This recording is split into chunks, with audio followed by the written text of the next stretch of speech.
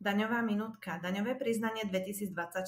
Dôležité termíny. 2. apríl 2024 je termínom pre podanie riadneho daňového priznania a podanie opravného priznania. 2. apríl je termínom pre podanie účtovnej závierky v jednoduchom aj v podvojnom účtovníctve. Do 2. apríla musí byť podaný aj odklad daňového priznania. Daňové priznanie v odloženom termíne pri príjme iba zo Slovenska musí byť podané podľa zvoleného termínu.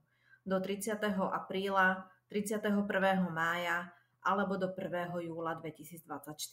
Pri príjme zo zahraničia musí byť daňové priznanie podané podľa zvoleného termínu do 31.